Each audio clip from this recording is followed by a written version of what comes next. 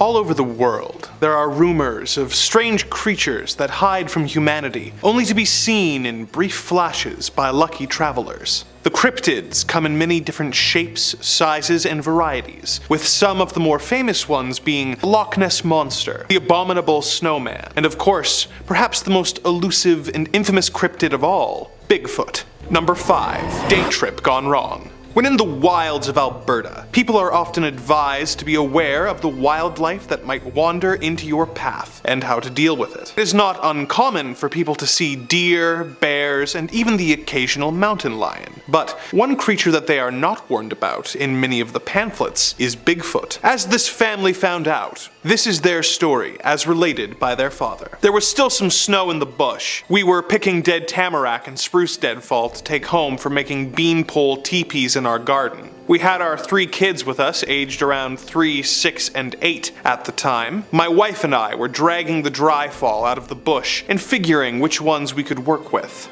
After what seemed like a couple hours, we had a stack of about 25 poles, and we were eating lunch with the kids when things went absolutely crazy. At first we got screamed at big time. Then, stuff comes flying out of the bush at us, like rocks, tree limbs, and sod hunks. Sounded like things breaking in the bush and whacking sounds. It was f***ing nuts. Nothing hit any of us. We had been in that area many times prior in the years, and never had anything like this occur. Our 8-year-old jumped into the truck and locked all the doors, with the other 4 of us doing laps around the vehicle. I grabs our 3-year-old and gets her into the back seat through the window, and I'm trying to figure out who is screwing with us. It is funny now, not so much back then. Now this is weird.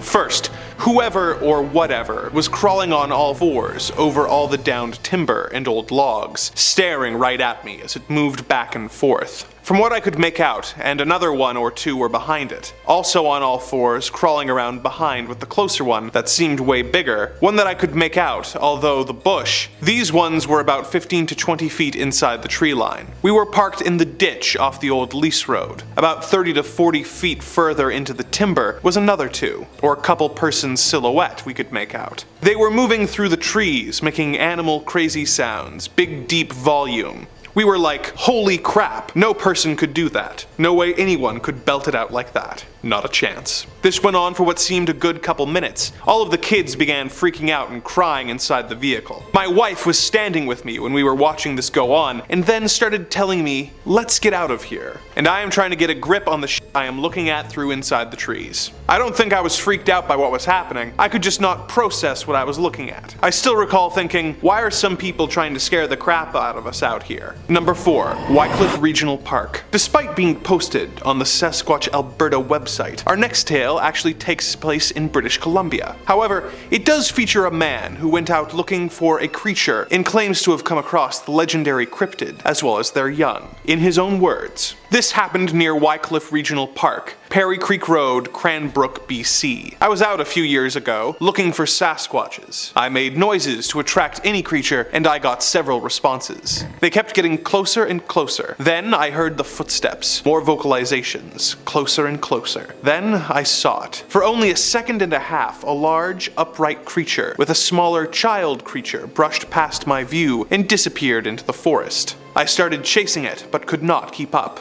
Right where I saw it moments before, there were footprints 6 inches into the ground, and hair on trees where they were. I know this sighting is not in Alberta, but pretty close, so I just wanted to let you know about my experience. I did take photos, but they were lost when my old phone broke. I had been there 3 to 5 times before with friends, but we didn't find much evidence until the other time I reported about earlier today. I have not been back there because I am just shocked and kind of terrified of what I saw. I went out there just because I didn't know what was on the dirt road past the Wycliffe Regional Park, and I just wanted to know what I would find back there. Swinging in at number 3, the Kinderhook Blob, which is just a great name, really, isn't it? And if I'm being honest, the legend of the Kinderhook Blob is exactly what cryptid tales are made of, so strap in. It's sometime in 1962 New York, and on 6 separate occasions, multiple witnesses encountered a floating, mysterious blob-like creature that was so terrifying in its form that 2 men armed with shotguns fled in terror. The initial encounter was from a 10-year-old boy named Hallenbeck and his 7-year-old cousin Chari. They were playing in the dense woods nearby their house when all of a sudden they both heard this really high-pitched whistle noise, and suddenly recently, from behind a nearby pine tree, they witnessed a white amorphous object appear in full view, which slowly began writhing toward them. On 5 more occasions, which insanely would happen over the next 12 years, all the way until 1978, dozens of eyewitnesses would explain in vivid detail similar accounts of an amorphous white blob-like creature that would emerge from the woods, often attaching its tendrils to trees whilst incessantly making its way towards its victims, causing them to flee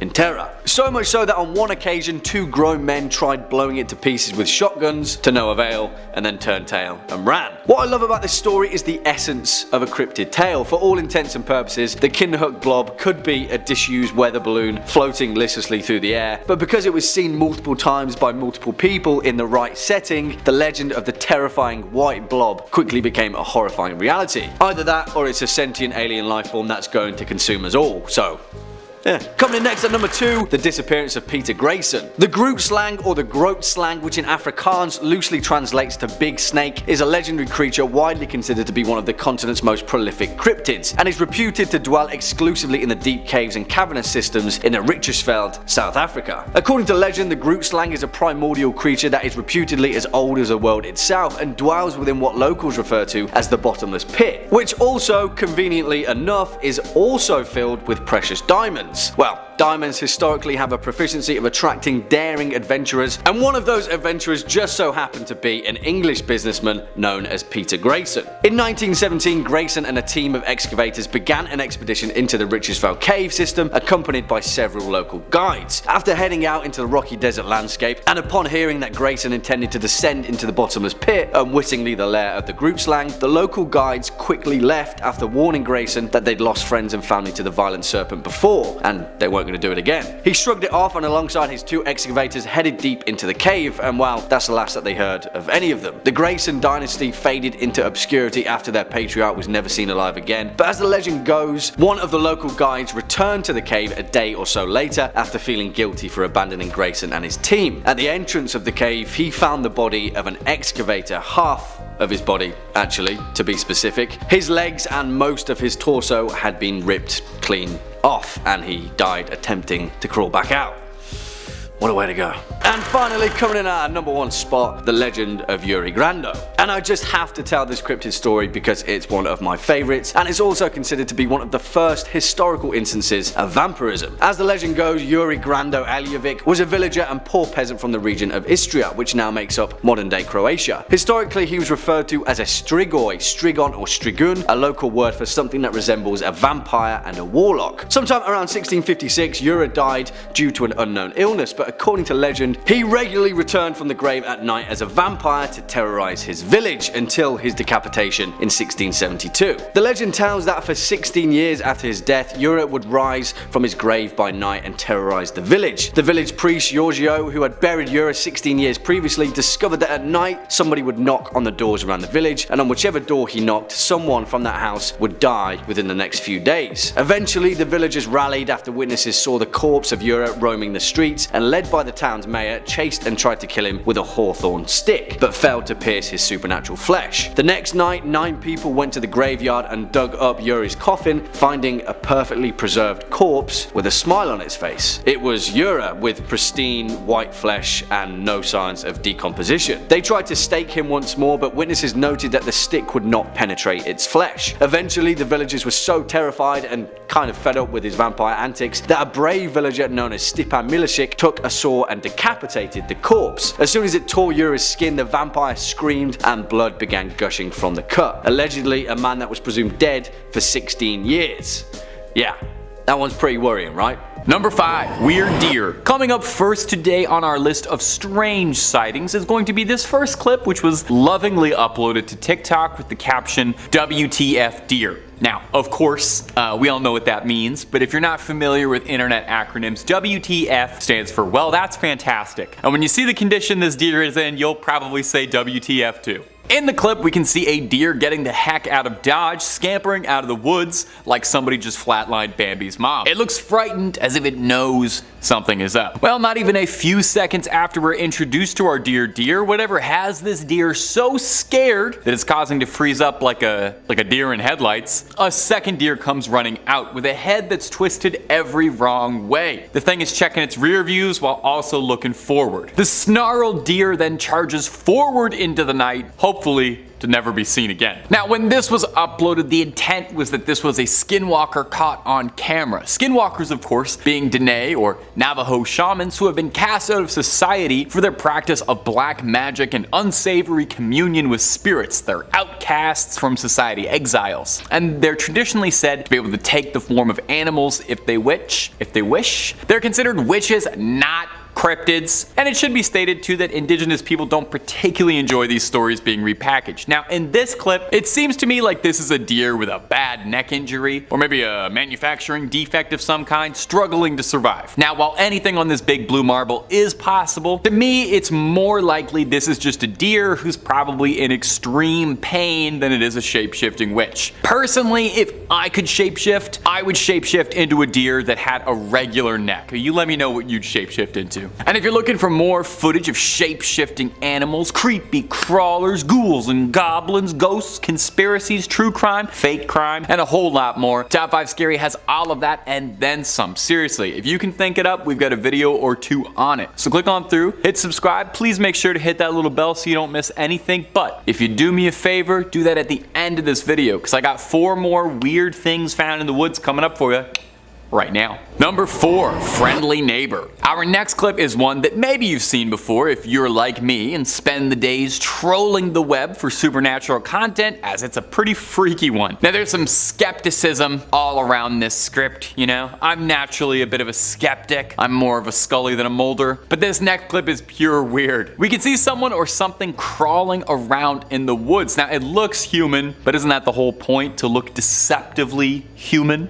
Well, whatever this humanoid is, we get an up-close and personal look at this thing crawling in an extremely comfortable way that doesn't look human. Humanoid moves like a zombie, moving like a puppet with tangled strings. Now, I would think a shapeshifter, if they got caught by someone, would transform into a wolf or a cougar or maybe a hawk and get on out of there, right? And maybe we're catching this creature at a bad time, mid-transformation, as we see the humanoid attempt to build up a bit of momentum by getting down on all fours and trying to accelerate forward. Now, I do feel like I have to address the elephant in the room here. I don't want to talk down to you or play ignorant. Now, this could be a shape-shifting witch of legend, but we should also address the very real possibility that this clip of someone shirtless walking around on all fours behaving extremely odd in what looks to be a backwoods part of Virginia, maybe. This could very easily be someone on substances, or all of the substances, entirely possible by the way that little walk is going.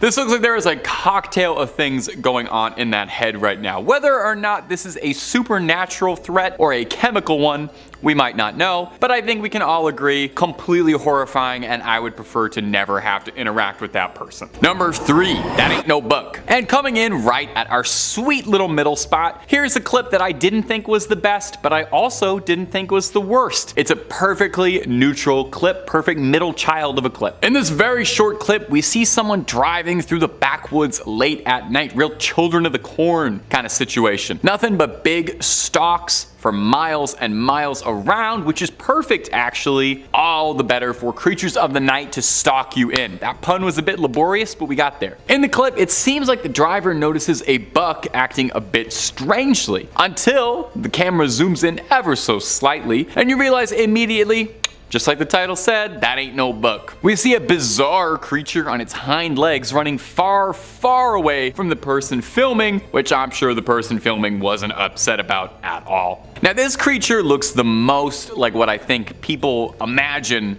a skinwalker looks like when they imagine it. Some wretched mix of flesh and animal skin running through the night hunting for prey. I'm actually not sure what this could be. I mean, it could be somebody, again, on some substances running through the woods late at night. A lot of these, I've always got a possibility for what these creatures could be. I like to think I have a reasonable explanation for everything, but this, I don't know. All I can tell you for sure is that ain't no buck. It's an unexplained sighting caught on camera, after all. You want me to try and explain the unexplained? That's the whole purpose of it. They're unexplained. You simply can't explain them. Number 2, the 2019 sighting. This next sighting happened in 2019. It's the same time as the first point. Coincidence? Absolutely, but worth mentioning nonetheless. This next story was posted to Reddit by a user named Bradley Innovates. Bradley tells about how he had just been discharged, honorably, don't worry, from the Marines and was returning home to his home state of Alabama. Sweet home Alabama, and was catching up visiting on old friends. His best friend Jacob in particular, the two of them had been friends their whole life and usually got up to, boyhood stuff, hanging out in the woods, that kind of thing. The two of them traveled out to a secluded campsite that they'd enjoyed when they were younger, bringing a long arm with them for target practice. The two were chatting and eventually got onto stories of cryptids in the woods, namely, you guessed it, the Wendigo. His friend told him one could summon this creature by speaking its name 3 times into the woods like Bloody Mary. I've said its name like 9 times in this video. I'm speaking into a camera, so I hope that's okay. I hope I'm not cursing you out there. Might be best just to sage your house a little bit after watching this video. Anyway, Bradley played along and spoke his name out 3 times, only to discover nothing happened. Until he heard a snap in the woods, and his reflexes instinctively darted backwards. A few coyotes ran by, and his friend decided that it was enough scares for the woods and started to pack up when a tree began to fall forward towards them. Now, if that wasn't already unnerving, the Redditor said the next thing he heard was the voice of his friend's younger sister calling out to them both, except they didn't bring her along and she wasn't anywhere nearby, and that's when both of them knew they were in far deeper trouble than they thought. They claimed that they saw an emaciated, fleshy monster, deathly thin, with next to no meat on its bones, skin as pale as ash, and a vibrant blue eyes. That actually sounds pretty familiar, to be honest. The men fired at it and ran screaming from the woods towards their car. They escaped, horrified by what they saw, but luckily alive. If this story is true, then that has to be a real-life encounter with the creature. Number 1. Jack Fiddler. There truly aren't many sightings or stories of Wendigos, and indigenous people don't particularly like to share these stories out of their tribes. Despite the popularity on apps like TikTok, it's a pretty niche bit of folklore. Of course, it could also be because there are people out there maintaining the local population. Jack Fiddler, or Zanhano Gahingogawa, was an Ojibwe shaman living in Sandy Lake in the late 1800s, early 1900s. He was renowned among his people for being a hunter of the supernatural, defending his tribe from threats that no one else would be willing. There are many documented cases of indigenous people who, feeling themselves lose control to the appetite or the spirit within them, would request that someone close and trusted would be the one to finish them off. This could be a close friend of the family or a family member. It was an act of mutual trust. Zanhano Gahingogawa claims to have felled 14 Wendigos during his lifetime like this. Of course, not everyone would see it this way. By 1906, word would reach the Royal Canadian Mounted Police, the Mounties, that to them there was this is a quote, "a band of pagans in the habit of killing one another whenever one gets delirious through fever or other causes." By 1907, the mounted police had arrested Zanhano Gahingogawa and his brother Pescoquan for the death of Pescoquan's daughter-in-law. Locals in the tribe decried the decision, saying they didn't understand, and that the man they were accusing of being a killer was a quiet, dignified man who lived with a clear conscience. After 15 weeks of imprisonment, Zanhano Gahingogawa would escape from the police escort holding him. When they found him, he was lying on a rock with a sash tied and a knot around his neck. It was his way out of escaping persecution. Kicking off at number 5, the Loveland Frogmen. Hailing from the misty swamps and vast wetlands of rural Ohio, the Loveland Frogmen, also affectionately known as the Loveland Lizards, are a cryptid unlike no other and have reportedly appeared under several bizarre circumstances on a regular basis in Ohio's Clermont County. Allegedly, the first sightings of these eerie bipedal amphibians first occurred in 1955 and has proven to be one of the most intriguing cryptozoological mysteries in North America. The creatures themselves allegedly live in the temperate forests and wetlands of Clermont County and are able to survive the cold winters of the region without having to hibernate.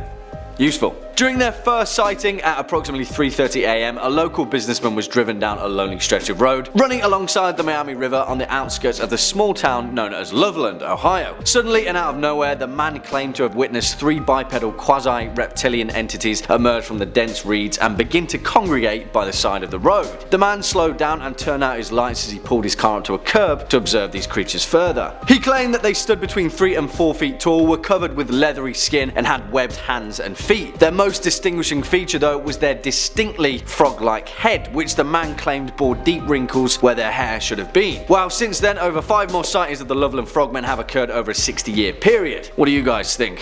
What's going on, Ohio? Next up at number 4, the nameless thing of Berkeley Square. And I absolutely love this story either way, because if you've ever heard of the famed 50 Berkeley Square in London, England, then you'll know that, cryptid or not, this place is terrifying enough. It's proof as well that there are some cases out there which irk on the realm of the paranormal and become a category so unexplainable that they don't really fit into anything, or can fit into anything.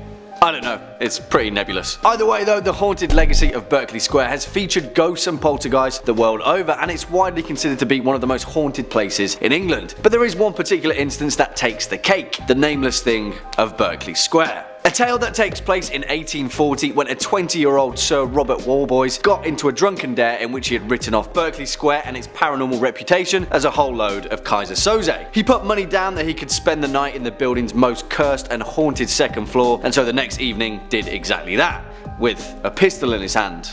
For robbers, I guess, and a makeshift pulley line attached to a bell in case he saw anything out of the ordinary. He drank a whole load of courage and tried to get some shut-eye, but well, of course, young Bobby Warboy's story cuts out there when the landlord was awoken by the bell rig ringing incessantly and ran upstairs to check on him. He found Robert Warboys dead as a doornail, slouched in the corner with his eyes bulging in terror. Legend has it that the landlord witnessed an amorphous, shadowy form with slime oozing from it, claws and tentacles and all dripping from its form, suddenly slink back into the shadows of the corner of the room and disappear. And since then, tales of the nameless thing of Berkeley Square are more common than any of us would actually like. Number 5, Mothman. We had to start with a classic. He was either going to be number 5 or number 1, and I figured we'd get him out of the way first. He's maybe one of the most universally recognized and classic cryptids out there. He's West Virginia's unofficial mascot, and he's as beloved as the Appalachians and buckwheat pancakes. You've probably heard of Mothman a bunch before, but do you know his backstory?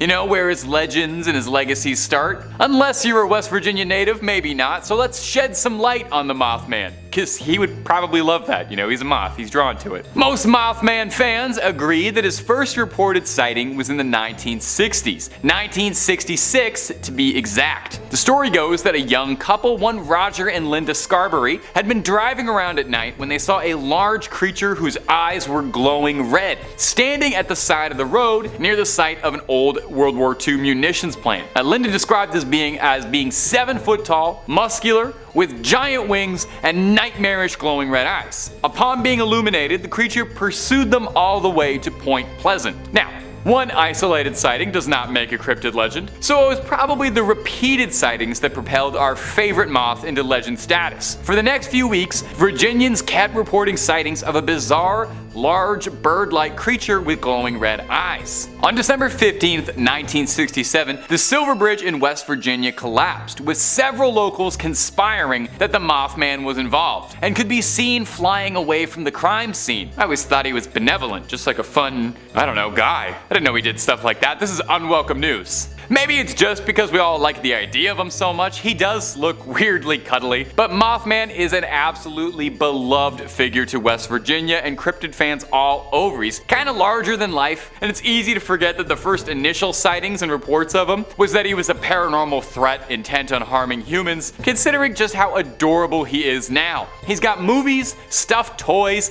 and even a festival in his hometown dedicated to celebrating our favorite freak. And if you're looking for more stories of freaks of nature, or the nature of freaks, stories too good to be true and stories too true to be good, well, we've got all of that and then some on Top 5 Scary. Click through, I guarantee you'll find something you like, and then subscribe and stay scared if you do. But hey, keep watching this video first, because we got way more cryptids to get through before we hit the credits. Let's keep going. Number 4, the Rougarou. Oh, that is so fun to say. Say that at home with me around. Rougarou. Oh, rolls off the tongue. Our next entry takes us deep into the swamps of Louisiana. Deep beneath the brush of the bayou, amidst all the flies, crawfish, toads, and gators, lies something sinister in the sunshiny Pelican State. Alright, I'll knock that off. I won't do that for the rest of the video. I won't torture you. The Rougarou is a centuries-old cryptid cryptid, a more Cajun answer to the werewolf. The name Rougarou actually is a direct link from the French word for werewolf, loup-garou, shifting over time. If you L to an R if you can hear it there, I don't know, my accent's not great. The history of the Rougarou can vary greatly, with differing legends and conflicting fables telling different stories of the beast's origins or motives, but it can all be traced all the way back to medieval France. Back in those days, a lot could go wrong. Lost crops, your livestock goes missing, your children go missing, your house burns down, all your investments in cryptocurrency go up in smoke and all your apes get stolen. Any number of terrible things could happen to a French medieval peasant. And when that would happen, instead of cursing out or lashing out at the sky, you would blame the Rougarou for your troubles. It's very easy to pin all your problems on an imaginary werewolf. I do that all the time. I stub my toe, I curse out a werewolf. Villages would capture people who they believed to be acting strangely, or even sometimes just somebody who lived out in the woods, and pin all the blame on the village's problems on them for being a werewolf. So unfair, the discrimination werewolves receive. This tradition of blaming an invisible werewolf for your problems led to the Rougarou becoming a fixture in legends passed down from French Catholics, mostly about behaving. Stories would be told of how if you didn't behave, you didn't follow your parents' rules, the Rougarou would come and he'd snatch you from your bed in the middle of the night and carry you off in the woods. Or sometimes he's like a very Catholic monster. If you didn't adhere to the rules of Lent every year, your sinful ways would see you transforming into a Rougarou. So it's a Catholic werewolf born out of naughty behavior instead of being bit by one. How exactly someone like transforms into a Rougarou is not made super clear, like if it only happens on full moons or if it's a one and done kind of thing and then you're a furry for life. All that's known is that the Rougarou is a deadly creature of the night, stalking the swamps, giving pause to travelers who dare explore the bayou late at night. But hey, so long as you mind your P's and Q's and you promise to give up whatever you said you would for Lent, you and the Rougarou should be headed in different directions. Hopefully. Number 3, Skinwalkers. This one is a very popular cryptid online, and you've probably heard a great deal about them before if you're a fan of this kind of thing. But the term does kind of get thrown around a lot and ends up describing all sorts of things that might not be super accurate. So let's take a look at examining some of the history of the legend and where it stems from. Skinwalkers are apparently like really viral on TikTok. I wouldn't know, I gotta be honest, I'd try to really limit how much time I'm on that. The Skinwalker is a creature of Navajo legend where it's referred to as a Yi Naldushi, and please forgive me if that's pronounced incorrectly. It translates to, by means of it, it goes on all fours, referring to their tendency to walk like an animal. Navajo witches and skinwalkers go against traditional Navajo values and are seen as the antithesis of their core beliefs. As well, it's worth adding, legends of skinwalkers and Navajo witches are not particularly well known or well told outside of indigenous communities, and some indigenous advocates and groups are not the biggest fan of their folklore and cultural history being made into fodder for ghost stories. Animals commonly associated with skinwalkers are coyotes, wolves, foxes, eagles, owls, or crows, but skinwalkers are said to be able to have the power to assume the form of any animal they see fit. Now, a variation of the legend surrounding the creature is that they're able to extend this ability to taking the face of a human victim, which is extremely scary. Some legends say that skinwalkers gain power from a victim's fear and that they prey on those who are afraid. And some state that looking into the eyes of one will cause your body to seize up, overtaken by the fear, where it will then attack you. On TikTok, as I've come to understand from some very intensive research, and definitely not just goofing off at my desk watching TikToks of cats falling down on my phone, is that skinwalkers are popularly thought to be a creature imitating humans or animals and doing a poor job of it. Which case, if that is true, the likelihood of me being a skinwalker? Sky high. Swinging in at number 2, the Cabbagetown Tunnel Monster, which is an urban legend from my current stomping grounds of Toronto, Ontario, that is grounded in such bizarre circumstances that it remains a warning not to go wandering through the dark tunnels of downtown Toronto. I'm talking about the path. Ever. Don't go there. In 1978, in the eastern Cabbagetown district of Toronto, a 51-year-old man known as Ernest had a terrifying encounter in the network of tunnels that sprawl beneath the city. He had been out searching the neighborhood for a missing kitten that him and his wife had been raising when he stumbled across a tunnel entrance and decided to explore. After venturing 10 feet into the gloom, Ernest suddenly came across a creature that looked somewhat like a long, thin monkey, around 3 feet in height, with large teeth and covered in grey fur. It had unsettling eyes, he described, that peered out of the darkness in a bright orange hue. Even more unsettling, Ernest claimed that the creature spoke to him. "Go away, "Go away," it said in a hissing voice before slinking down a tunnel off onto the side. Ernest was reluctant to come forward with his story. He was a respected member of the community and he feared that he'd be ridiculed by his peers, but after being convinced by a friend, he spoke to the Toronto Sun, and a group of journalists and investigators followed him into the same tunnel. Although they didn't see the creature, they did see that the narrow tunnel led to a strange, gloomy chasm that dropped into the unseen sewer system below. And even stranger, they found the maimed, half-eaten carcass of a cat buried loosely beneath the dirt and debris. It permeated the legend of the Cabbagetown Tunnel Monster, and whatever it was, we may never know for sure. Just stay away. And finally, our number one spot, the Jersey Devil. Of course, it has to be perhaps one of the most notorious cryptids of all time, the famed Devil of Jersey, whose origin dates all the way back to when New Jersey was still a British colony. Hundreds upon hundreds of tales have been spawned from the legend of the Jersey Devil, dating from the early 1700s right up to recent times. As the legend goes, Mrs. Jane Leeds came from a poor family who carved out an existence in the bleak pine barrens of Jersey, a rugged place with dense forests, sandy soil and deep swamps. In 1735, Mrs. Leeds discovered that she was pregnant with her 13th child, which is, as they say, unlucky for some. Now, Mrs. Leeds wasn't too keen on giving birth, to say the least, and she claimed to friends and relatives that the devil can take the next one. And that's exactly what he did. When the baby was born, it was monstrous, with a scaly reptilian body, a horse's head, bat's wings, and a long forked tail. He spread his wings, shot up out of the chimney, and soared out across the pine barrens. The legend of the Jersey Devil was born. Now, whatever you think of this cryptid, truth, or urban legend, it's the frequency that the Jersey Devil appears in contemporary folklore that is important. Hundreds of people have reported sightings of a strange bat-like creature with wings and a forked tail, flapping its wings across the pine barrens and cackling into the night.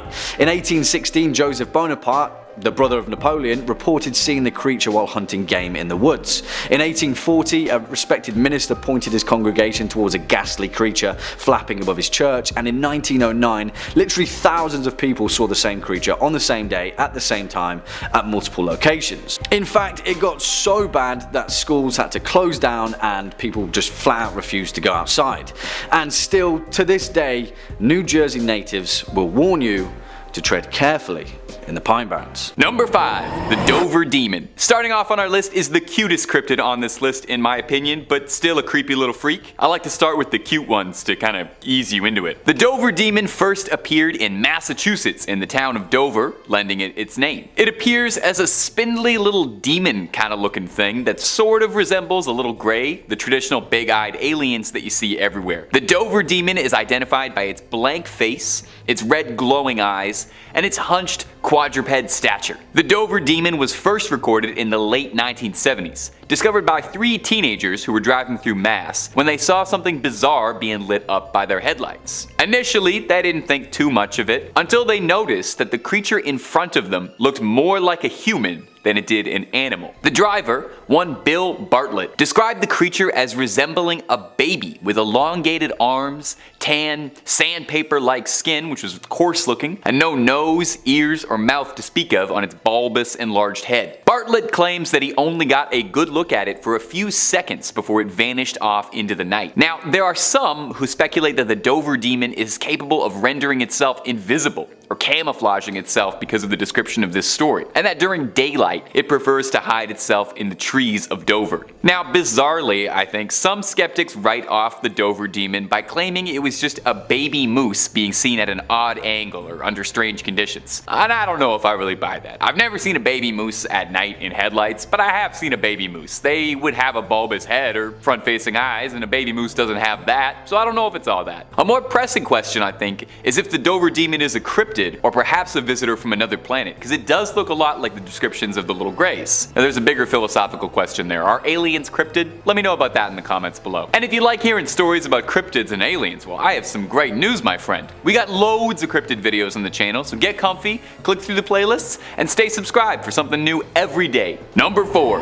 Goatman. Up next on our list of cryptids that'll keep you from sleeping is Maryland's own Goatman. Now he might look like Mr. Tumnus, but he isn't going to take you to Narnia anytime soon, and there'll be no Turkish delight in your future. Appearing as a half-human, satiric hybrid, the Goatman is thought to roam around Maryland, but he's been sighted in Louisiana and Texas as well. You know, perhaps he gets bored, perhaps he was taking a tour. The Goatman is said to carry a hatchet with him, and not for hacking any lumber. He's been said to be responsible for missing animals around the wooded areas in Maryland. Now there's a pretty good historical precedent for goats involved in mythology, with satyrs as a mythical historical cryptid, and goats have been associated with Satan and demons for generations. But the Goatman himself has got a pretty rich history in Maryland folklore. Depending on who you ask, he's either just a cryptid Goatman who wanders the woods, or if that's not satisfying enough for you, one particularly colorful origin for the Goatman is that it's the product of a mad scientist's experiment who was experimenting with goats, and when it went astray, the Goatman broke loose and started attacking passersby with an axe. I really like this one, and I choose to believe it's 100% factual. The Goatman is a pretty popular folk story with teenagers,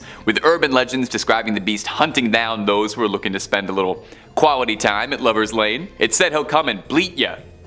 Bleat, like beat. It's a goat pun. It was pretty bad. Do goats do that, or is this sheep?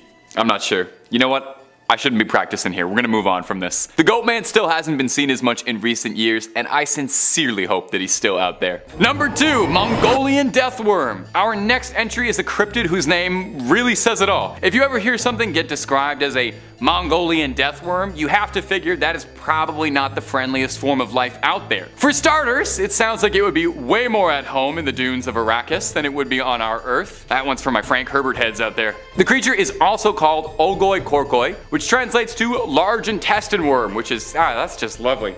Appetizing. It allegedly lives in the Gobi Desert, has been evading hunters since the 20s when it first rose to prominence. A paleontologist and author going by the name of Roy Chapman Andrew recounted a story he'd heard at a gathering with several Mongolian officials, where they all talked of the worm at great length. Now, no one among them could claim to have actually seen it, but everyone firmly believed in its existence. In this book, he describes the worm as being about 2 feet long, with no head or limbs to speak of, and has such poisonous skin that direct contact is enough to have you buying the farm. It's described as well as having a sprayable venom and an electric discharge. You should probably see a doctor for that. It burrows underground, only coming up to the surface to hunt and eat, presumably. In 1990, Czechoslovakian cryptozoologist, and wow, that's a mouthful, Ivan Macro led a team to try and find the creature in the Gobi Desert. This I love so much because Dune is my favorite book. They use the same technique that the Fremen of Arrakis use to try and find these worms that the Fremen used to deal with the sandworms. They used a rhythmic thumping made from a motor-driven thumper to try and summon the creature out of possible hiding spots. They never found the fabled worm, and that's because they weren't taking spice, so they couldn't see properly. So either it was just a dream, or the thing is very, very good at hiding. And I think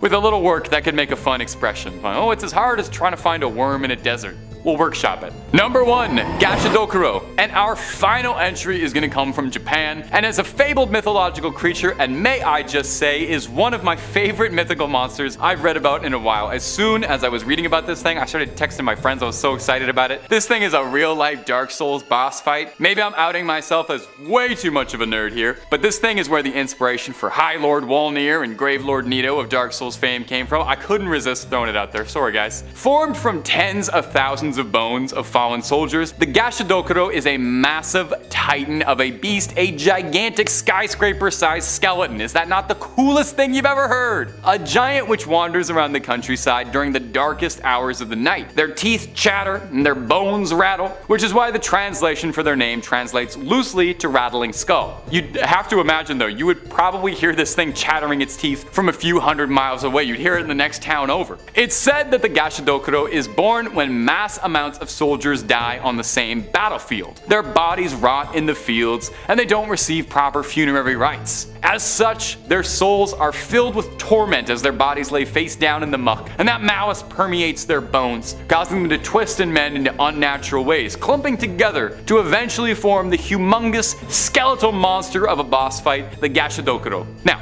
troublesome for humans. It's said that a Gashadokuro is too large and too powerful to be felled by ordinary weapons. Although, I have to wonder if that's still true. I feel like we put more gunpowder in things in 2023 than they did in the Sengoku period, and I'm pretty sure a bulldozer would make short work of a bunch of bones being held together with hatred. It's said that these creatures no longer show up because the amount of dead bodies in one place are not nearly as high as they once were in rural areas of Japan back then, with significantly less wars and plagues occurring, which is a sign of progress, right? You know, if there's so few piles of mass graves that they're no longer reanimating as Godzilla-sized skeleton demons, that's a real positive note for the human race, and I think something we can all smile about. Kicking off at number 5, the Silver Woman. And this story comes from a police motorway patrol woman from Portsmouth, England, who explains that her career regularly confronts her with situations that are both bizarre and unnerving. But this one kind of takes the cake. On the 25th of November around 6:30 PM during a routine speed camera setup in the Portsmouth city centre, her speed trap began picking up random tracings of non-existent objects in pitch black darkness, hurtling past her vehicle at around 30 to 40 miles per hour. Now, I know what you might be thinking, the device was obviously malfunctioning, but that wasn't the case, and our police officer had already thought of that. She trained the camera manually back onto the road surface to see what had been picked up, and she was shocked to discover that on the screen was what could only be described as humanoid figures running up and down the street at about 40 feet ahead of the vehicle. Strangely enough, they seemed to have a silver appearance to them, almost shimmering and translucent.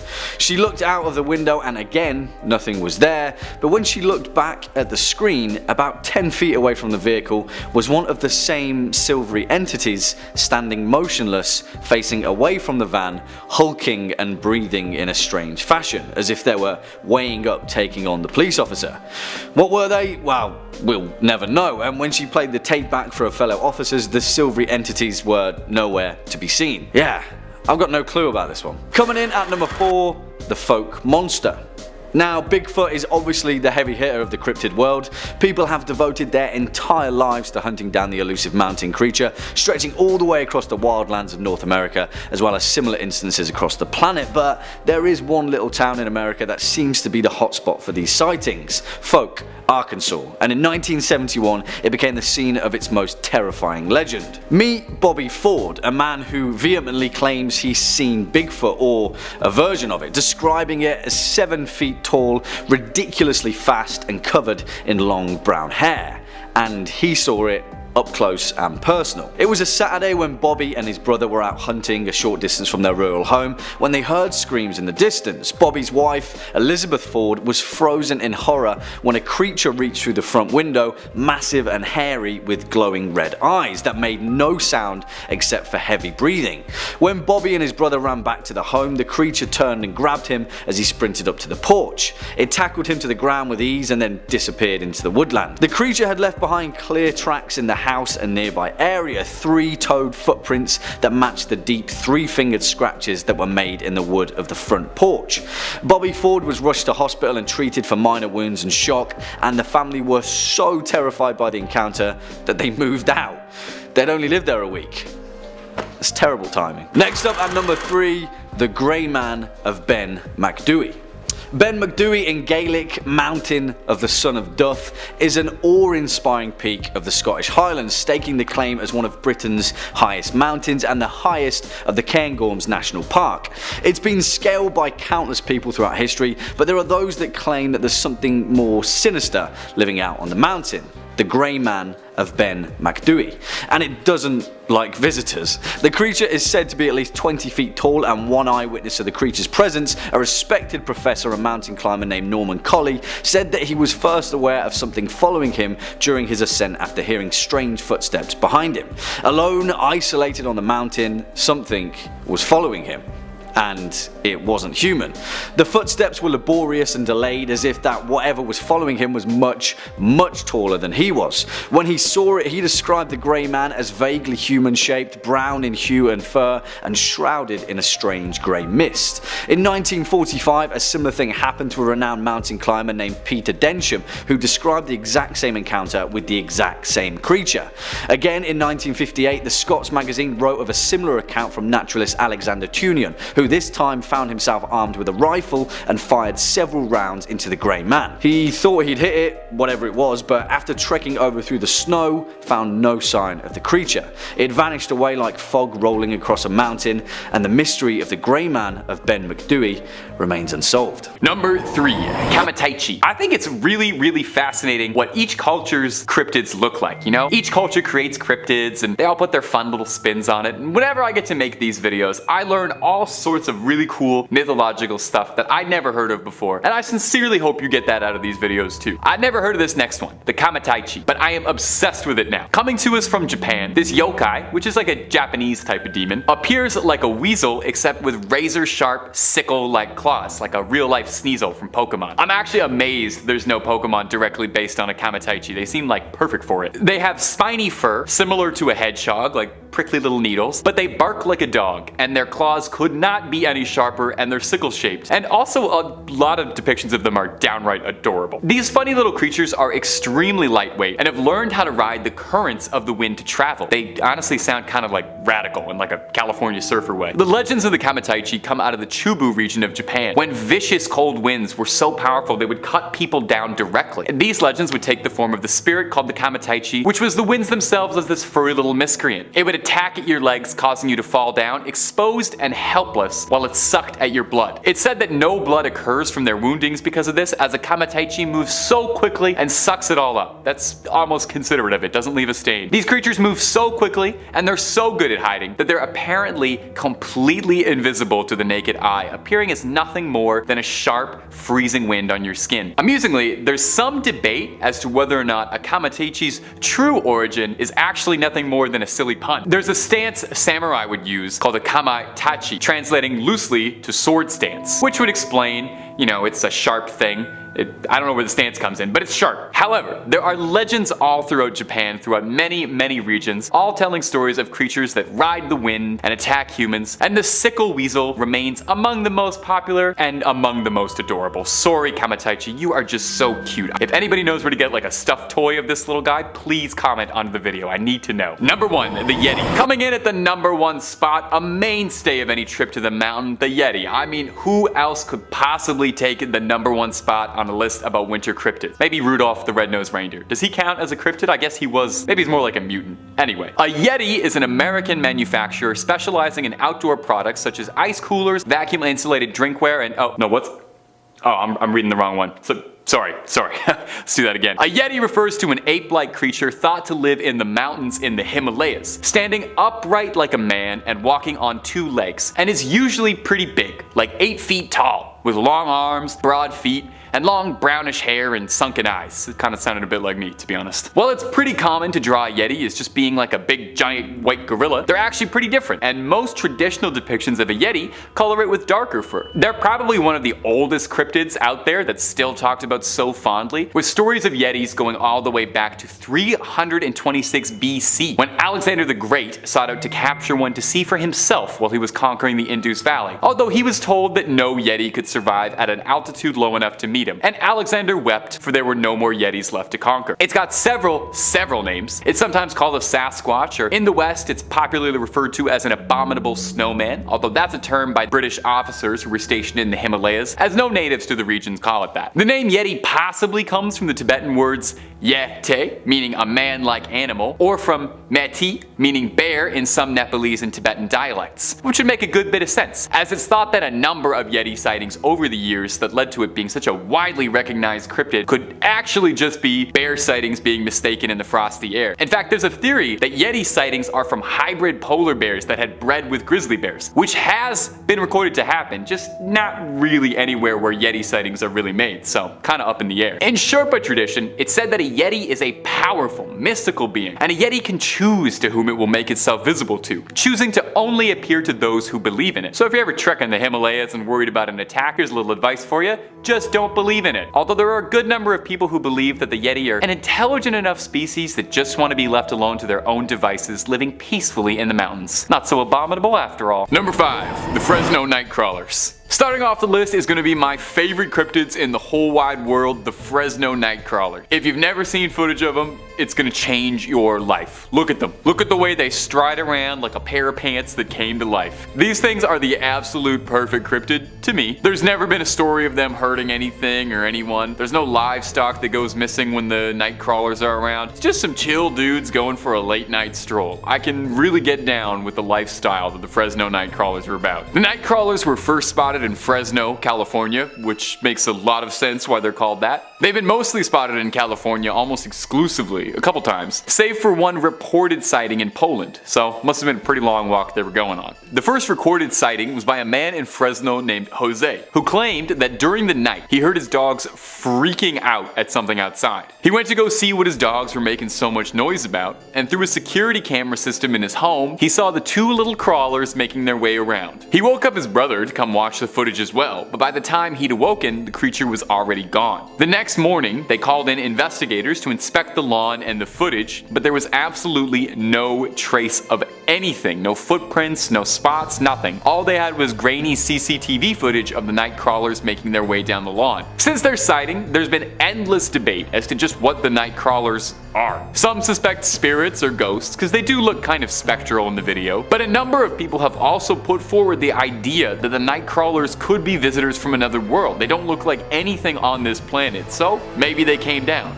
Who's to say? The only person who can truly decide is you. And hey, if you want to see loads more videos of things what might be cryptids or what might be aliens, then you already know the vibe. It's Top 5 Scary. We got more videos of cryptids and aliens that you could ever watch, but you're welcome to try. Stay subscribed and don't miss a scream. Number 4. The Enfield Horror. The Enfield Horror is a pretty notable cryptid in American history, and it gets its name from a small string of sightings when it terrorized the town of Enfield, Illinois. The creature has been described as a small, goblin-esque being. Oh, you know how I feel about goblins. It doesn't really resemble any living animals on this planet that it could very easily be described as. It's reported as having 3 legs and leathery skin and moving in a vaguely monkey-esque way compared to a baboon hopping around. So the first time the Enfield Horror was ever spotted, it was in 1973 by one Henry McDaniel. He and his wife had been out that night and were returning home and were greeted by their children. The kids had told their father that there was something they'd seen outside that was trying to get inside the house by scratching on the door. Mr. McDaniel initially assumed it was probably just a cat or a dog, but later on during the night, that peculiar scratching came back again at the front door. He went out to shoo the animal away and was shocked at what he saw. He described to police that it had 3 legs on it, a short body, 2 little short arms, and 2 pink eyes as big as flashlights. It stood 4.5 feet tall and was grayish colored, and it was trying to get into their house. McDaniel saw this weird little thing and thought best to rid the world of it and fired at it. He claims he struck the creature, telling police that, "When I fired that first shot, I know I hit." He says the creature hissed at him, claiming that it sounded like a wildcat hissing, and then proceeded to bound away in long leaps across the yard. The next day, police were alerted to the story and sent over to investigate the yard as to what happened. They didn't find much, but they did find 3-footed tracks throughout the yard. So just what on earth was the Enfield Horror? Or is that the operative word? Was it of this earth? Could it have been some animal that had lost a leg and was injured limping around? Or is it something that had slipped out of an enclosure from a UFO and was hopping around our planet looking for a new meal? Coming in at number 3 is the Chupacabra, one of the most famous cryptids maybe ever in urban folklore. For those somehow not in the know, the Chupacabra is often thought to be a canid-like monster, and is purportedly responsible for disappearances of livestock, predominantly throughout Mexico and the American Southwest, but also propping up in places like Puerto Rico. You know, a Chupacabra has been around whenever you find that your livestock has either gone missing or is found dead with all its blood sucked right out. This is actually where the name comes from. While most depictions of the Chupacabra almost always define it as being a coyote-like creature, albeit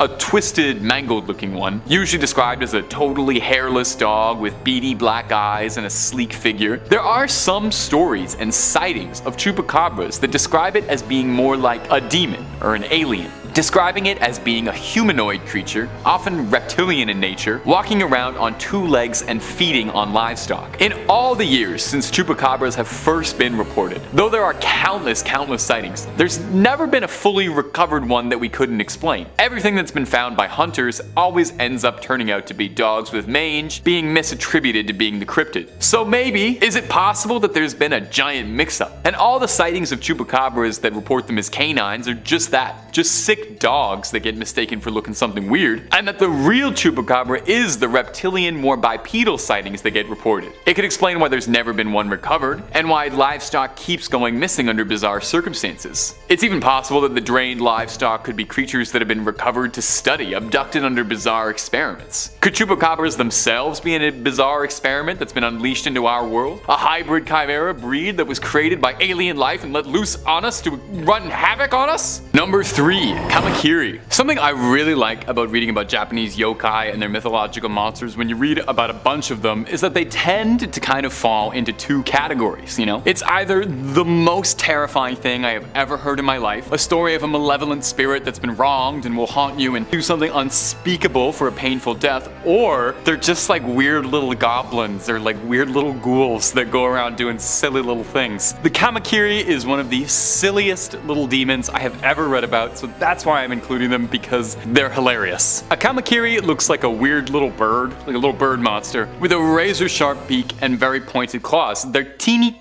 tiny and very sneaky to move undetected. So what does the dreaded Kamakiri do? Are you ready for this? Hold on to something, because this is going to terrify you. It breaks into your house at night and it cuts your hair. They hide in your roof and they wait at night for the perfect moment to strike, and then they go in and they just mess up your perfect do. They layer it all weird. They cut the ends right off. They frost your tips, and they go after anyone, okay? They're not picky. If you've got a head of hair, they want to snip it up. Only the baldies are safe now. They wait until you're asleep, and if you're wondering, you're just sitting there like, why would anyone tell a story about this monster? Why would anyone make this up? It was in periods of Japanese history when long hair was really the only fashion and accepted hairstyle. I would have done great. So the idea of a nobleman having his hair cut in the middle of the night was like spine chilling. These days though, it just makes Kamakiri sound like he's like a college prankster than it does a real monster. But that's only half of why I thought this creature was so funny. Aside from the split end touch-ups, a Kamakiri cutting your hair is said to be a sign that the victim is about to unknowingly marry a yokai. Shapeshifters like Yorigumo or Kitsune can trick young men into marriage. So the Kamakiri steps in and he cuts your hair to let you know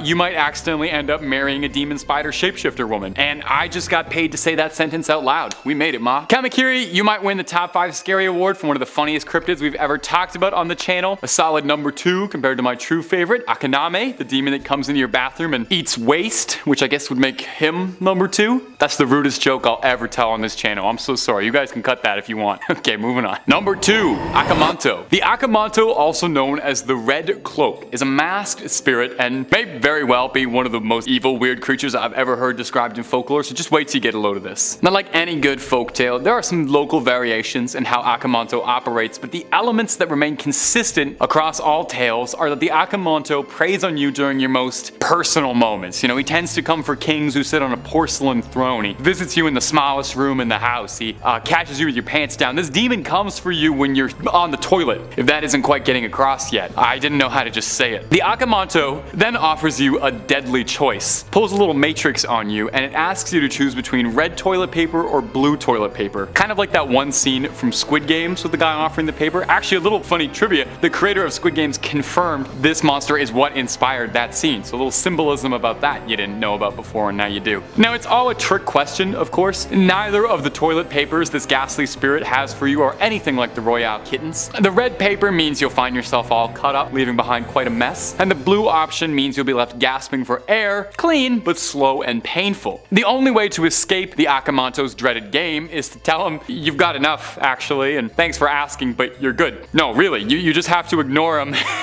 Tell him you're good, or flush quick and hightail it out of there. You know, don't play it smart with him. Don't ask him for purple. Don't ask him for sandpaper. No wise guy answers. He's a toilet paper demon. He doesn't want to hear any of that. It's said that if you mess with him, you mess with the Akamanto, he drags you feet first into the underworld. At least he doesn't flush you. Why did they make that? Why did the backstory behind the toilet paper demon? I do not know. Okay, number 1, Onryo. And our number 1, I went with the Onryo. And Onryo translates almost literally to a vengeful spirit, and in every definition of the words, that statement rings true. They're also sometimes called hatred spirits, because an Onryo is specifically a ghost of someone who is capable of causing grievous harm to the living. Onryo are almost always depicted as women who were wronged in their life. They're not exclusively women, but majority of them are. They were traumatized by their death, and they spend the rest of their days exacting revenge. God forbid women do anything fun, huh? Nailing Nailing down exactly what an Onryo is capable of is difficult because there are so many countless interpretations of the vengeful spirit, but just know at home that nothing good ever comes out of crossing an Onryo. You can expect things like sleep paralysis, telekinesis, curses, evil magic, like I said, really nothing good. It's worth noting that as part of the legend of an Onryo, her vengeance can never be satisfied, no matter how many enemies she fells in her wake. An Onryo will go after her lovers, family, whoever she had the most lingering pain for, and after she's done with that, well, she'll just attack indiscriminately. You gotta do something with the day, right? Onryo are a very traditional Japanese story, popping up in a lot of performance art pieces like No, Kabuki, and Rakugo, and they even continue to be the center stage in modern works. Probably the most famous Onryo I think most Westerners would know about is Sadako Yamamura from The Ring, otherwise known as Samura if you only saw the American version, and if you have, you gotta fix that at some point for me, okay? An Onryo traditionally is described as wearing a white barrio kimono. She's got wild, unkempt, long black hair obscuring her face, and in stage plays with dramatic white and blue paint, so just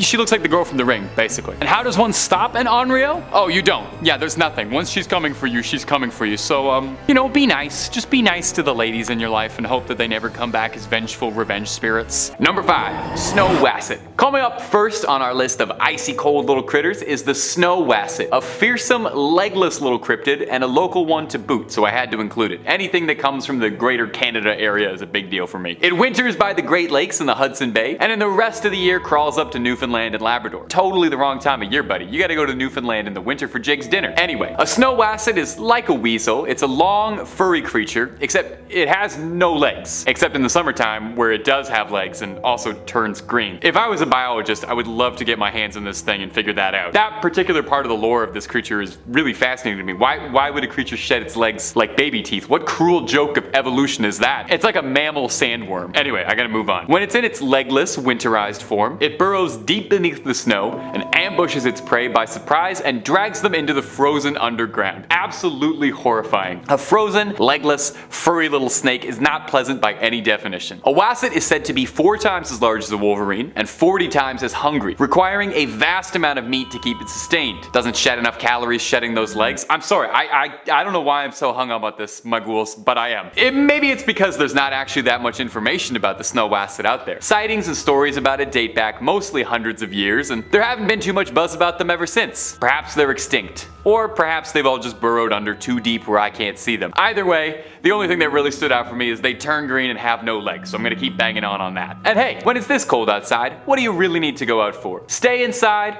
order some food, turn the heat up, and keep watching Top 5 Scary for the rest of the night. And while you're there, maybe think about tossing a subscribe your way if it's not too much trouble. Number 4, the Nuckelavee. Coming up next on this list is the Nuckelavee, a cryptid that I had never heard of before researching for this video, so I hope it's new to you too and you get to learn something cool. The Nuckelavee is an old Nordic myth, a demon of the sea appearing as a horrifying demonic, part horse, part man, part thing hybrid. Seriously, this thing is disgusting. It looks like somebody glued a bunch of leftover horse parts and man parts together, and it's completely skinless, leaving its exposed flesh to all the elements to see. Kinda looks like one of those behind the scenes videos of how they make McDonald's chicken nuggets, you know? The Nuckelavee is said to be trapped in the sea during the warmer months of the year, and then come winter is set free to wreak all kinds of havoc. This thing is pure evil, destroys just by breathing. The horsey head part emits toxic fumes just by opening its wretched maw, and this vapor causes crops to wilt, people to fall ill, and drought soon follows after. I see why they keep this thing locked up for most of the year, because it kinda sounds like a royal nuisance. It's thought that the Nuckelavee was first created by old Nordic storytellers as a way of rationalizing and explaining away things like drought and plague destroying the harvest. It's much easier to put a face to your problems, and when that problem is a wretched flayed horseman, it's easy to get angry at that. When stories of the Nuckelavee were told, it was thought to be so evil that its name was always said in a hushed whisper for fears of speaking too loudly of it could attract its attention. Oh, I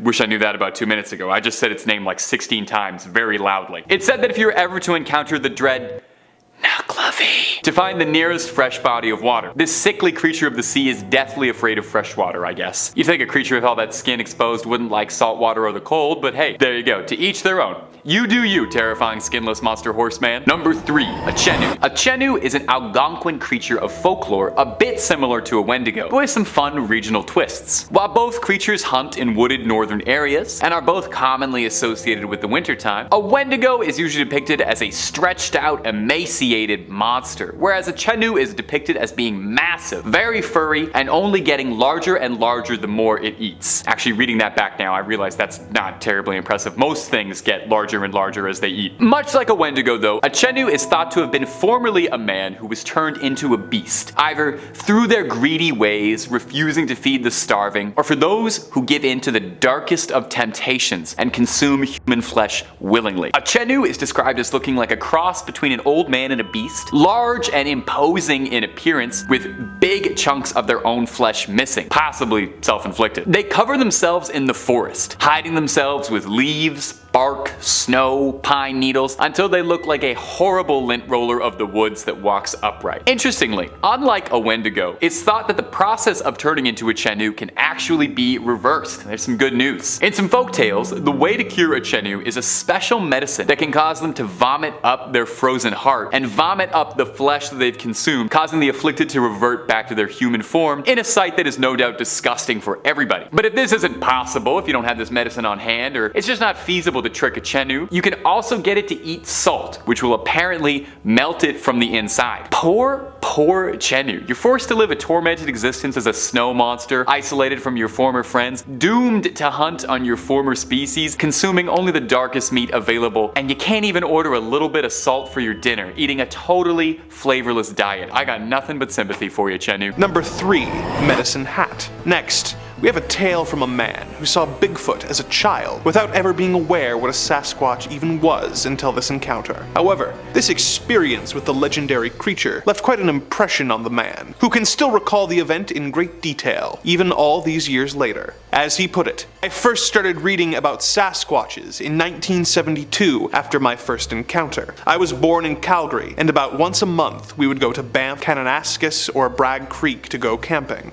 I got used to seeing bats and other wildlife at a young age. On the last weekend of August 1972, we went to Medicine Hat to visit friends. On Saturday the 26th, we went to have a picnic around 10:30 a.m. in Strathcona Park. We started a fire and then went down to the South Saskatchewan River to swim and play in the water. It was sunny and warm with no wind. At about 1 p.m., it was decided that we would make our way down the winding path to our campsite, which was about 150 yards away. Eager to get a hot dog on a stick, I ran ahead of everyone else. About 75 yards down the path, I was jogging when I suddenly smelled a strong odor. I stopped, and it smelled like a freshly washed dog that had rolled around in garbage for a week. I heard a light rustle to the right, and as I turned to look, I saw a large black and red furred back of something facing away from me to the west. I could hear the creak about 30 yards ahead of the creature I was looking at. Its butt was a couple inches off the ground. It was hunched forward at some Saskatoon bushes, and it had a cone-shaped head that seemed to be sitting on its shoulders. It was about 4 feet wide at the shoulders and about 5 feet high. It made no sound or movement, but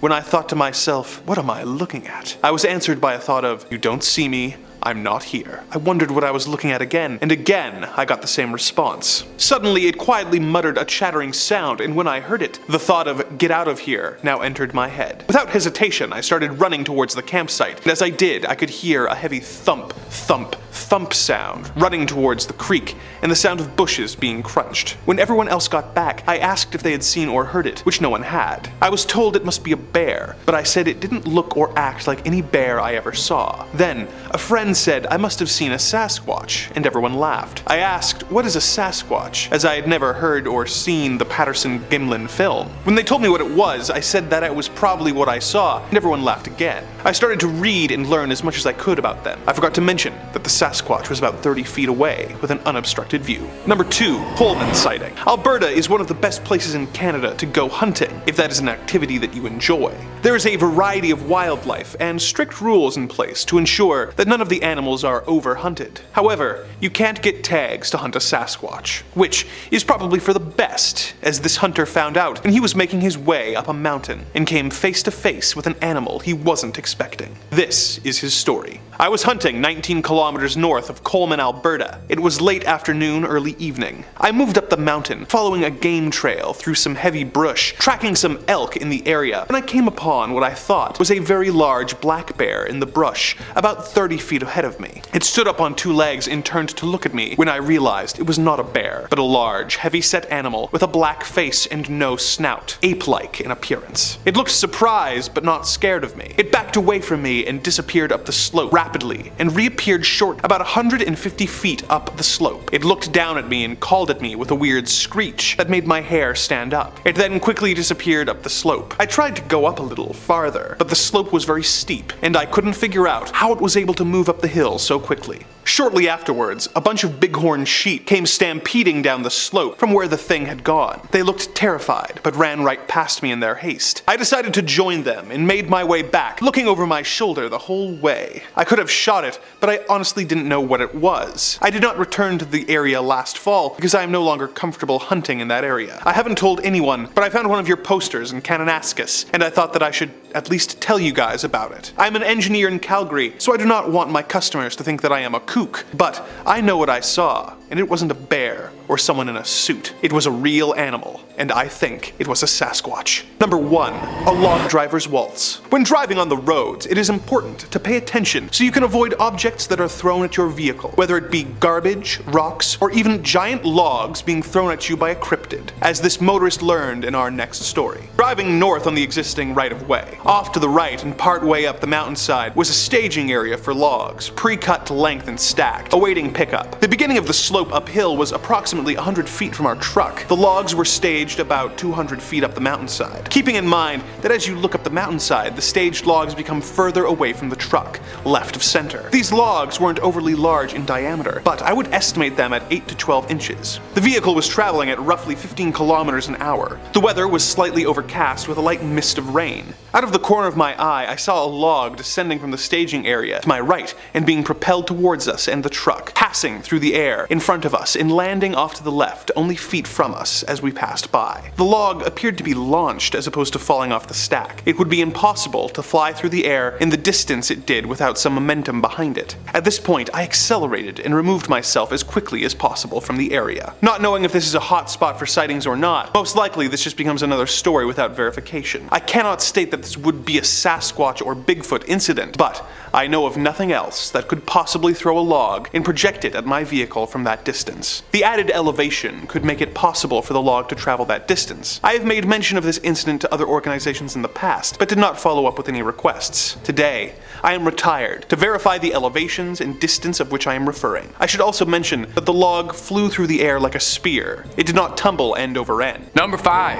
Kamaitachi. I love doing videos and lists like these ones because I get to spend a lot of time researching into these different cultures and cryptids I never really would have known about without these opportunities, so thanks for watching stuff like this so I can keep on doing them. That's my greedy reason behind it. I just like learning. Our first cryptid from the land of the rising sun is going to be the Kamaitachi. This yokai appears as a weasel with razor-sharp sickle-like claws. If you're a Pokemon head, big Pokemon fan, Sneasel from 2nd Gen, the Dark Ice type, he's based on a Kamaitachi. They've got spiny fur, similar to a hedgehog, and they bark like a dog, and they have razor-sharp claws. These adorable, funny little guys are extremely lightweight, lighter than the wind itself even, and as such, travel by gusts of wind soaring through the sky like they're radical, furry little windsurfers. Legends of the Kamaitachi first came about in the Chubu region of Japan, notorious for its icy sharp winds that were so powerful they would blow men over. These legends then took the form of the Kamaitachi, the winds literally personified as this little vermin miscreant. It attacks you in the legs and it knocks you over. You're all exposed and helpless while it picks away at your vitals with its little sickle hands. These creatures are surgical when they strike. A Kamaitachi sucks away and feeds on any of the gore left behind by their wounds. These creatures are said to be totally stealthy, impossible to see with the naked eye, and blend into their surroundings well. And here's some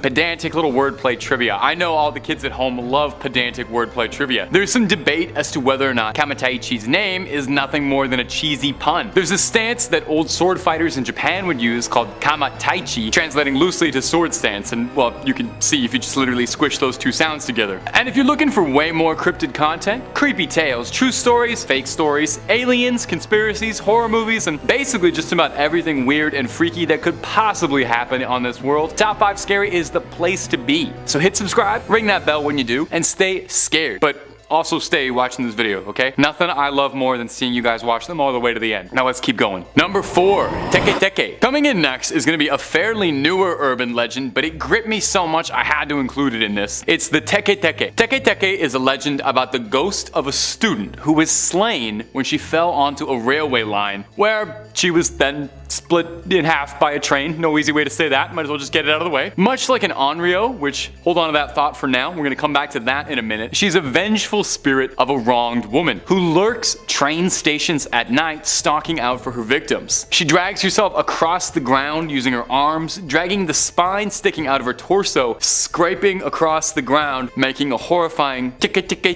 ticka ticka ticka ticka sound from where she gets her name. And you thought that was just like a cute little sounding name, didn't you? Nope. Try if you can. Just try to get the mental image out of your head of a ghost girl clawing along on just her hands and elbows and her spine following along behind her. She's also carrying a giant sickle with her, so there's that too. She's really not much of a farmer, so I'll tell you right now, she's not using that for crops. If she finds you, Teke Teke will chase you and slice you in half. Whoops. Some variations say that she only takes your legs, which I guess is better, but really not by much. There's a specific variation of the legend that gives Teke Teke a bit more backstory for her origin, saying her name is Kashima Raiko, and she's a specific entity. She died when her legs were severed from her body, and the next part gets a bit creepy, so you might want to grab onto something, maybe put a little salt circle around your computer. It's said that when an individual learns of Kashima's story, she'll appear to you within the next month.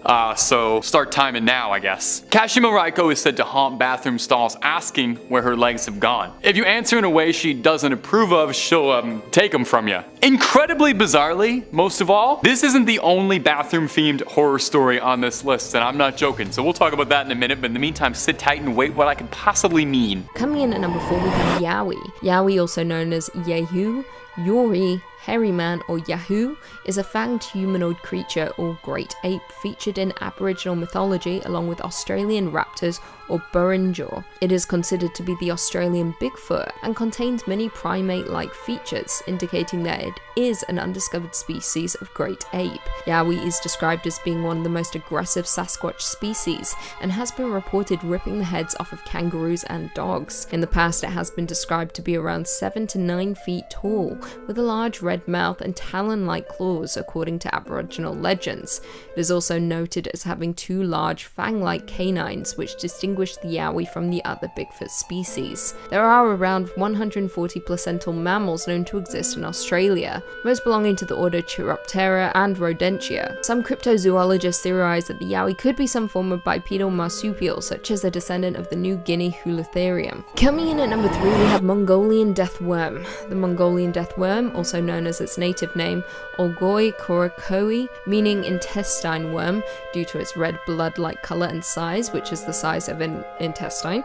It has often been described as around 2 to 7 feet long and possesses the ability to spit out a corrosive yellow saliva and generate blasts of electricity. Mongolian nomads believe the giant worm covers its prey with an acidic substance that turns everything a corroded yellow color. Legend has it that as a creature begins to attack, it raises half of its body out of the sand and starts to inflate until it explodes, releasing the lethal poison all over the victim. It is said that the livestock and humans are its main prey, and because Mongolia had been under Soviet control until 1990, there is very little known about the cryptid. Nobody is entirely sure what the worm actually is, with some experts claiming it to be fake due to the Gobi Desert being too hot an area for annelids to survive. Some have suggested it might be a skink, but they are said to have little legs and scaly skin, whereas witness accounts have specified that the worm is limbless and smooth-bodied. In 2005, an expedition from the Center for Fortean Zoology crossed 1,000 miles of the Gobi on the track of the death worm. They concluded it was likely a large unknown type of worm lizard, and the powers that were attributed to it were apocryphal. Coming in at number 2 we have Ahul. The Ahul, or the Athol, is a winged cryptid often portrayed as a giant bat or even a flying primate depending on the variation. Tales tell of it living in the deepest parts of the jungle of Java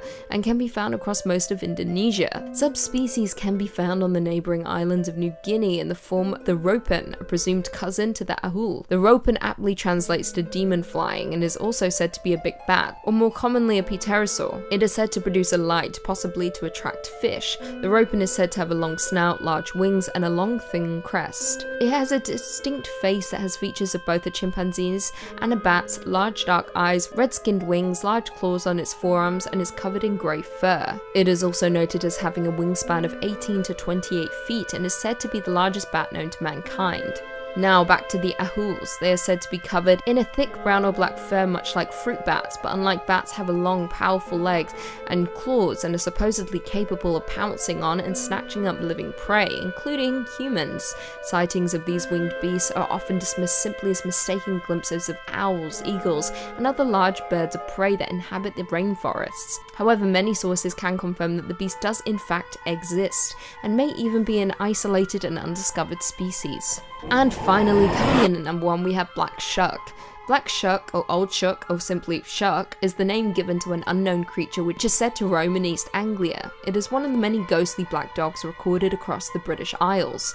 The Black Shuck is often recorded as an omen of death, and some occasions a more companionable animal. Although it is classified as a cryptid, there have been various sightings and reports of the animal's appearance throughout the United Kingdom. For centuries throughout England, many have told tales of large black dogs with malevolent flaming eyes are often depicted as red or sometimes green. According to reports, the beast varies in size and stature from that of simply a large dog to being the size of a calf or even a horse. Other accounts report that Black Shuck as floating on a carpet of mist, or even appearing headless. According to folklore, the Shuck haunts East Anglia, primarily coastline, graveyard, side roads, body of water, and dark forest. W.A. Dutt, in his 1901 Highways and Byways in East Anglia, describes the creature, I quote, "He takes the form of a huge black dog and prowls along the dark lanes and lonesome field footpaths where, although his howling makes the hearer's blood run cold, his footfalls make no sound. You may know him at once, should you see him, by his fiery eye. He has but one, and like the Cyclops, is in the middle of his head. But such an encounter might bring you the worst of luck. It is even said that to meet him is to be warned that your death will occur before the end of the year." As I stated before, the Black Shuck has been reported many times, with one of the most notable reports being the appearance at the churches of Bungay and Blyberg in Suffolk. On August 4th, 1957, Black Shuck was said to have burst in through the church doors to a clap of thunder. He ran up to the nave, past a large congregation, killing a man and a boy and causing the church steeple to collapse through the roof. As the dog left, he left scorch marks on the door, which can be seen at the church even to this day. Number 2, the Dover Demon. The Dover Demon looks outright like an alien, maybe more so than anything else on this list. Its description describes it as a pale, naked, leathery creature with a giant watermelon-esque head and no discernible facial features outside of 2 gigantic eyes. Kinda looks like Roger from American Dad. It looks like the exact depiction of a little gray man. The first ever sighting of the Dover Demon was in 1977 in the small town of Dover, Massachusetts. One Bill Bartlett was driving down the road with his friends late at night, until they saw something bizarre creeping along a low wall of loose stones on the side of the road. Initially, Bartlett assumed that it was just a cat, one of the most often mistaken creatures for cryptids. But as the headlights shone on it, he realized it wasn't like anything he had ever seen. The creature slowly looked up to stare at him, and he described it as having peach-colored skin with a rough texture akin to sandpaper. Not long after initially seeing the Dover Demon, it disappeared almost into thin air. The creature vanished. It's been wondered, actually, by cryptozoologists after this sighting if perhaps the creature had some sort of camouflage ability or some sort of transportation ability even. Given the extreme resemblance to little greys, the alien most commonly described as being the ones responsible for most abductions, could it be possible that the Dover Demon was something scouting out, a creature looking out from above the stars? Could that possibly explain why the creature was able to vanish so quickly? Was it just a remarkably sneaky little fella? Or is it possible that it was technologically advanced in some way or being backed up by someone else who beamed it on back to whatever ship it came from? And finally, at our number 1 spot is the Flatwoods Monster, a creature that has long since thought to be alien in origin and not a cryptid as some have said. The Flatwoods Monster was first sighted in West Virginia because of course it was. Everything creepy is in West Virginia. West Virginia is nothing but beautiful, the most picturesque mountains you've ever seen in your life, and horrifying monsters all the way down. John Denver forgot to tell you that part in them songs. The Flatwood Monster was described as being 10 feet tall and roughly 4 feet wide. It's described as being more mechanical in nature than it is organic, kind of a Darth Vader deal going on. Its most notable feature is its giant head, with 2 gigantic glowing eyes, described as either bright red or bright green, depending on who's telling the story, and it's got a giant cowl in the shape of a spade behind this big orb, making it look like a big weird alien vampire. Its body was armored with thick vertical pipes, and it's got spindly little arms. The first ever sighting of the Flatwood Monster was in the 50s, 1952 to be specific. 3 boys saw something flailing out of the sky, hitting the ground nearby. The boys went home, and one of them told their mother that they thought they'd seen something fall from the sky, maybe an asteroid, and they wanted some help to go check it out. Always a good idea to ask permission from your mom first if you're gonna go check out an alien. Stranger Things kids would have saved themselves so much trouble if they did that. They gathered a small search party together, you know, just in case, and the group gathered and sought out the farm where the object landed, and eventually made their way to the top of the hill, where they saw a large ball of fire and reported smelling some mist that was making their eyes burn. A person in the search party then noticed that there were 2 bright glowing green eyes that were floating around in the trees, and he flashed his light to unveil what was hiding in the dark. They were then treated to a full view of the Flatwood Monster in all of its horror. The creature then hissed at them and flew upwards into the night, never to be seen again. Now, over the years, detractors have claimed that the Flatwood Monster could just have been the darkness playing tricks on people's eyes, and that it could have been just a barn owl obscured by shadow. I definitely kind of see that. I see a similar enough face shape. Barn owls are kind of weird looking, but I feel like the size would be hard to misunderstand. Plus, that doesn't really explain off the mist that was making everyone's eyes burn, or the strange thing that fell from the sky. If you ask me, there's a lot more to say the Flatwood Monster is an alien than there is to say it's an owl. Number 5, Manananggal. Starting off of our list of horrifying cryptids that would have the devil checking underneath his bed is the Manananggal, a demonic vampire spirit of the Philippines. Now, there is a good chance that I am horribly mispronouncing that name. My Tagalog ain't quite what it used to be. Just being a big vampire creature would be enough to earn a spot on this list, but the Manananggal doesn't settle for just the bare minimum. Oh, no. This creep turns it up all the way. Listen to me describe this monster and tell me that it wouldn't be out of place in Elden Ring attacking you in the horrible wastes of Caelid. The Manananggal is a humanoid bat creature hybrid. And a quick aside, while I was doing some research for this video, I found it really interesting that nearly every culture has their own variation of a humanoid bat cryptid. There's the Ahul in Indonesia, Kongamato in some African regions, and Bruce Wayne in North America. The Manananggal has giant leathery bat wings, which it uses to sweep through the night, grabbing its prey and fleeing off. And we haven't even started talking about the Manananggal's namesake and action feature. Its name comes from the Tagalog word tangle, which means to separate, with its full name roughly translating to one who separates itself. Well, whatever does that mean? Well, it's because this nightmare creature can split itself in half, taking to the skies as a disembodied torso with flapping bat wings screeching around. Can you even imagine how soul-stoppingly scary it would be to see a giant bat monster flying around with like its entrails just hanging out for everybody to see, hanging loose like an old man in a gym shower? Its favorite prey is couples, young newlyweds in love, and also people who are sleeping. No respect from this thing. You shouldn't attack sleeping lovers. If you're hearing this and you're locking your doors, a Manananggal is said to be thwarted by garlic. Now, garlic will thwart it, but not slay it. I'm just glad I eat so much garlic, and I'm very repugnant, and I'm gonna be alone for the rest of my life, so I have no danger of Manananggals. Now, if you want loads more cryptid content, we have got enough to fill up a zoo worth of the creepiest critters ever to crawl through the woods. Not your jam? We got aliens, monsters, movies, true crime, fake crime, and a lot of videos about a big shark. There's a little something to scare everybody. So hit that bell, stay subscribed, and stay scared. And please stay watching this video. I worked hard finding all these cryptids for you. Number 4,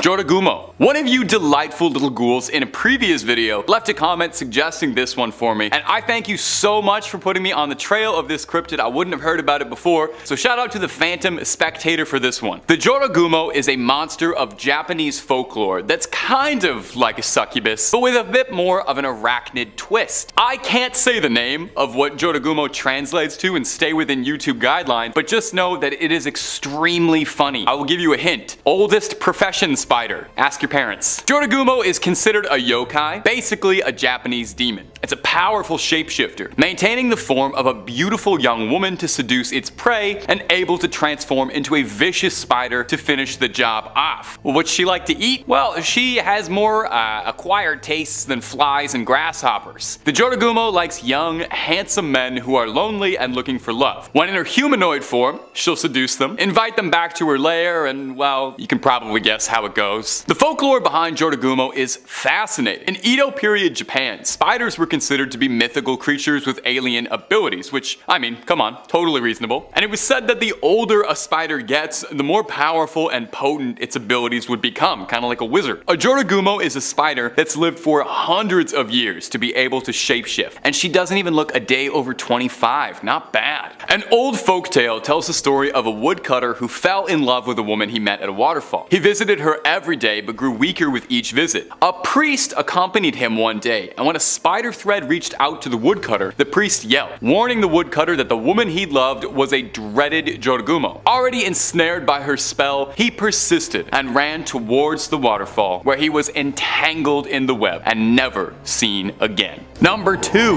The Corvid. Coming up next on our list of strange sightings of shape-shifting shamans is this video uploaded to TikTok of a raven that's got people saying, "No more!" Like nevermore, quoth the raven, Edgar Allan Poe. I don't know. Sometimes I'm struggling for jokes. It was uploaded to TikTok by user Lindsay Ivan, and I don't know, something about her, she seems familiar, like I've heard her name before. Anyway, in the video, we get an up-close and beautiful personal view of a beautiful raven with a very unnerving voice. It sounds as if it's got the voice of a human. Now, skinwalkers are said to be shape-shifting witches who can take the form of any animal they please and can mimic many voices. So is that what's happening here? Is that what this footage is? You sure that's why? Well, this next video I wanted to include solely because I wanted to debunk it, 1, and 2, take it as a small window of education for something I am very passionate about. Ravens are corvids, birds that are known for having hooked beaks and bristly feathers. They're usually black, although the blue jay is a very famous notable exception. Crows, ravens, magpies, jackdaws, jays, these are all corvids. Now, what makes corvids so interesting, and one of my favorite kind of birds out there ever, is they are unbelievably intelligent, with many ornithologists suggesting that ravens and crows, not only the smartest birds on the planet, but very well maybe like top 5 smartest animals out there. Among crows and ravens' many parlor tricks is that they're able to remember human faces. They understand the concept of causality. A raven understands what cause and effect is. Ravens can count, they've been shown making tools, they give gifts, they solve puzzles, and they can mimic sounds they hear with alarming clarity like a parrot. Everyone thinks of a parrot as a bird that can talk, but a crow and a raven can do it as well. So this beautiful bird in this clip is showing off his vocal range by mimicking human speech that he'd heard in a wondrous display of intellect from one of nature's most staggeringly impressive creatures. Or, of course, it could be a shape-shifting warlock of Dene legend that is grossly misattributed to almost every single random encounter on TikTok because the name sounds cool and people don't research things. Could be either one. Number 1, a scream in the woods. Coming up in the final spot today in our list of possible shapeshifters we just can't explain on camera is this viral video that's been making the rounds for its unexplained and terrifying nature. Now, this clip was originally uploaded under the name Strange Sounds While Mushroom Hunting. That sounds lovely. By user Tomorrow's Garden. Clicking through on the channel, we can see that they mostly stick to naturalist content, and when they're not doing that, they're reviewing the exciting world of stud finders and mouse traps. So supernatural hoaxes doesn't really seem to be a big part of their channel's identity, which is what makes this clip that much more real. In the clip, we see someone walking around a beautiful little forest as the user is checking out what's new with the local mycelium. Interrupting the bird song and the other beautiful sounds of the forest is a shrill scream that seems like it's come directly from hell, piercing not just your ears but your soul. Downright agonizing. Let's roll a clip of just that shrill shrieking. Pretty scary, right? Sounds like something that has crawled its way out of the depths of the pits of Tartarus and is deeply upset about it. Now what unnerves me is how much you can maybe this doesn't make sense, hear a human scream inside the animal scream, if you follow me. The best part of this video though is that after the scream peters out, realizing that he's probably now hanging around somewhere where some sort of horrific flesh beast is lingering, he announces to himself very quietly, "I think it's time to go now." He says it so quietly and normally, it's hilarious. Unlike every horror movie guy ever, he just calmly decides to get out, and that's why he survived to upload this video, and tomorrow's garden, we thank you for it. Number 3, Qalupalik. The Qalupalik, or the Qalupalik, is an indigenous cryptid, with most stories emanating from Nunavut, Canada, and Alaska in the United States. The Qalupalik is described as appearing vaguely humanoid, but having scaly and bumpy skin, and long, stringy, disgusting black hair. They are described as being disgustingly ugly and that they reek of sulfur, and I think it's worth noting that you cannot find a single artist's depiction of these things that don't make them just look vomitatiously gross. Interestingly, the creature is predominantly described as being a female monster, although some local variations of the stories exist where it is described as a male creature, but most tales revolving it describe it as a lady monster. The Qalupalik is a bit of an icy boogeyman, snatching up children who misbehave, waiting around thin ice to crack up and drag those children down into freezing cold water. It's thought that the origin of this creature was first told as a story for practical purposes, as a pretty good way to get kids to not walk on thin ice is to tell them that they'll be grabbed by a gross ice demon. Allegedly, when they grab a child, they stuff them inside their leather burlap sacks, then scurry back downwards into the water. It's said that you can hear a knocking under the ice as a last warning that they're about to strike. Now maybe this is just a personal experience I had, and maybe some of you also had this as a little kid, but I read a children's book called A Promise is a Promise, a Robert Munsch classic, that featured a Qalupalik as a villain that was trying to get a little girl to bring her younger siblings to the Qalupalik as a little snack, and it terrified me so much. I didn't even live anywhere near thin ice and I was scared about it. It scared me bad. Wiry black hair and sunken little eyes got me. Maybe it's not relatable at all, but I thought I would share that. I definitely didn't spend any time near thin ice afterwards. Number 2, the Jersey Devil. The Jersey Devil is a fairly popular cryptid and has been subject to all sorts of sightings and stories since the early 1700s, and I bet you can't guess where it usually shows up. That's right, California. Nope, New Jersey. The Jersey Devil is commonly described as manifesting itself as a chimeric creature with a horse's head, bat wings, a snake-like tail, and hooves. There's an interesting folktale that says that the Jersey Devil was brought into our world when a woman was stressed out over her 13th pregnancy. Good lord, yeah, I would be too at my 13th pregnancy. Okay. She was nervous because apparently this pregnancy felt different, and I guess if she had 12 others, she'd really know. She said that she felt like the baby that was inside her was the devil. When she was ready to deliver her little newborn, instead of a happy little baby, the Jersey Devil was born, flew out into the night, and then spent the next 250 years terrorizing the New Jersey swampland. The creature is deeply rooted in local folklore, and to be honest, it's kind of beloved around Jersey. It serves as the name for the New Jersey Devils, and it worms its way into all sorts of pop culture, games, movies, TV, music. They love them over there. For years, there have been stories and sightings around New Jersey describing a kangaroo-like creature with glowing red eyes hunting on small animals in the surrounding areas, and lots of blurry photos of bizarre hybrid-looking creatures running around the countryside. There have even been hunts and bounties posted for the Jersey Devil with rewards for its capture. So is the Jersey Devil real, or just a beloved local legend? Number 1, the Hatman. Rounding off our list is our most recent cryptid on this list, and a piece of modern folklore that is already making a lasting legacy. The Hatman is a shadow person, or at least thought to be. Everyone who's seen the Hatman has described almost the same thing exactly, most concerningly. A spindly, shadowy figure that appears to be wearing a hat. Sometimes a fedora, sometimes a top hat, but everyone describes him as wearing an old, out-of-date style, so you're not going to see him in a shadowy snapback anytime soon. He always appears fairly towering, and you can't see his face. It's obscured, or just not present, and the only thing you're truly able to make out are his pinprick red eyes poking out of the shadows watching you. Depending on who you ask based on the sightings, the Hatman can be considered somewhat benign.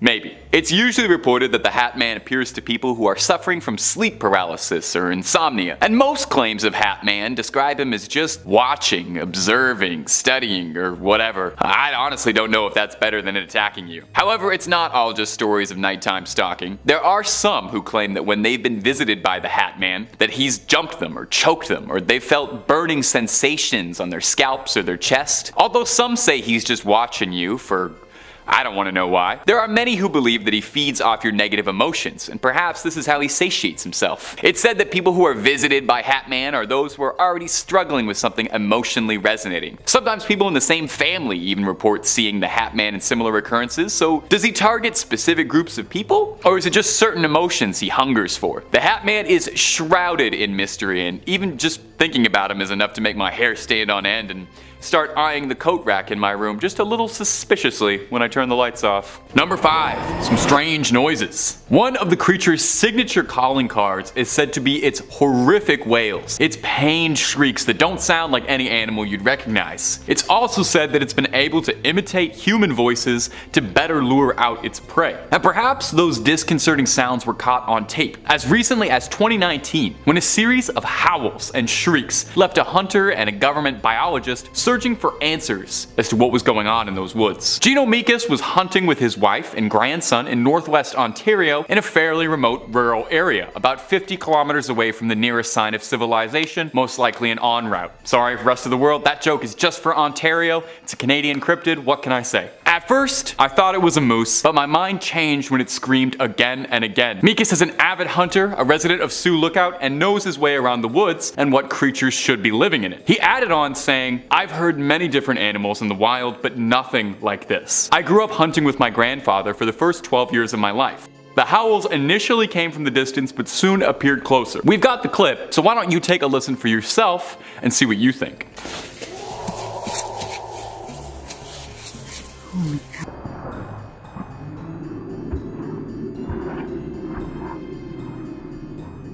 Now, some speculated that it could be a grizzly bear. However, there's not a lot of evidence for that since grizzlies don't really live in these surrounding areas. They are known to roam, but there's not reports of grizzly bears nearby. Others speculated that it could be a wolf, which definitely is possible, but you would think that an expert seasoned hunter would recognize a wolf. So, there's a number of people who speculate that this could be the mythical Wendigo caught on tape. And if you're looking for way more stories of folklore, creatures, cryptids, well, you already know what channel I'm going to recommend. It's the one you're watching right now. We've got tons and tons of scary lists just waiting for you to discover. So hit that subscribe button. Please make sure to hit that bell so you don't miss a single scream and get all caught up. But do that at the end of this video if you wouldn't mind. I got way more Wendigo sightings coming up for you. Number 4, Southern Ontario sighting. Our next story also comes to us from my home province of Ontario. Makes a lot of sense. It's where a number of regional myths revolving around the Wendigo all originally stem from. Now this one comes to us from an anonymous Redditor who posted to the Skinwalker subreddit detailing a strange encounter that they had, possibly with the creature.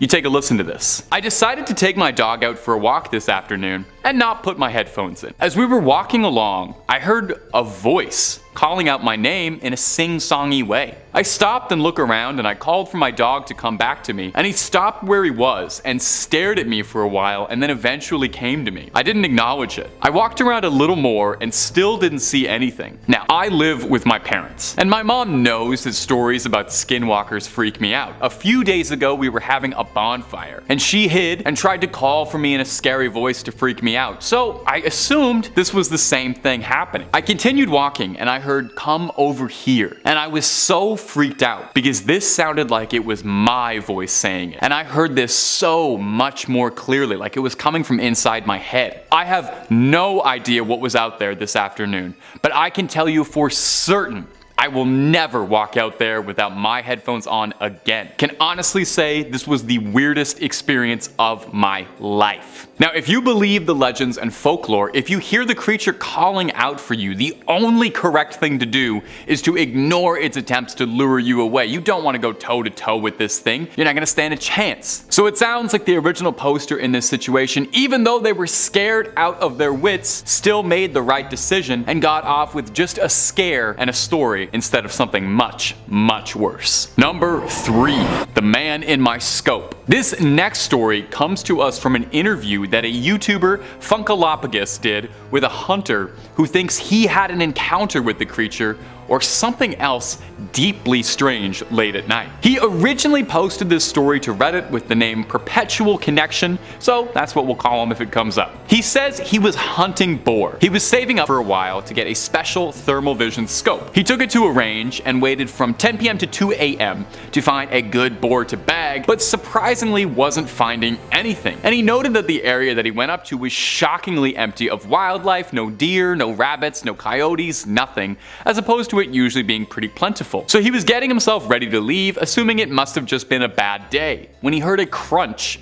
come from the direction that he'd entered the park. So he raised his scope to see what it was and saw initially what he assumed was a bear, some big mass on his scope. He zoomed in a bit and jolted when he realized it wasn't a bear, but looked a bit more like a man. Now what was disturbing him was that he was about 30 miles away from any other public areas. And there were no other cars parked around, no wildlife to speak of. The only other living thing next to him was this person in his scope, who happened to be completely naked, twitching and grabbing at all the foliage. The OP then says that the mysterious figure looked up at him and in an extremely unsettling, high-pitched feminine voice began to call out for help. The hunter believed that he was being trapped and scrambled to escape. He said it didn't sound like this voice should be coming from this entity. And he said that the creature was staring at him with a wide smile and unfurled itself standing on its back legs, standing 6 feet tall or maybe more. He pointed his weapon at the unknown entity and warned for it to stand down and said that it arched on its fours again and hissed at him like a cat before disappearing into the brush, screeching in wail. The hunter would return to his car and drive off in an absolute panic, I think like most of us would, and he would tell authorities what he saw, but he was only reprimanded for hunting at night. I mean, fair enough. If I reported that story to the sheriff or something, I think I as the sheriff would hear that and just, scratch that off, be like, oh, I'm not messing with that. So what do you think? Did he happen to come across someone in the woods who was just having a wild night on all of the substances, or was that a close encounter with death that he narrowly avoided? Number 3, the Beast of Exmoor. Whoa! With a name like the Beast of Exmoor, this thing's gotta be good, right? The Beast of Exmoor sounds like something you and a party of adventurers would set out to slay to restore peace and balance to Eternia. So what is the mighty Beast of Exmoor? Well, it's in Exmoor in the UK, which is a real place and not a fantasy castle, where it gets its name, and locals tell the story of a gigantic elusive cat. In the 80s, there were all sorts of stories and sightings of a massive cat being described as similar to a puma or a panther being spotted around the Exmoor area. A farmer around the area claimed that he had lost over 100 sheep in his care, and all of them lost in strange, unnervingly violent ways. Injuries that looked like a feral creature had mauled them. Skin peeled back, skulls crushed, throats cut. This grew the notoriety of the elusive creature, and where all these sightings come from. People would claim that they'd see this huge beast like a black leopard stalking the plains. In fact, it was theorized for a while that it was possible that the Beast of Exmoor was a cougar or another big cat that had been owned by some sort of exotic collector, not naming any particular reality TV big cat owners, that had either gotten loose or let out into the wild to roam free, wreaking absolute havoc on an otherwise sleepy countryside. The problem got so bad that the Daily Express, which admittedly is a gossip rag, offered a cash reward for anyone who could bring the body of the Beast of Exmoor. Unfortunately, Geralt of Rivia was preoccupied, so no one was able to take this deal up. In 2006, a Devon farmer noticed the bones of a puma on his estate, which is odd,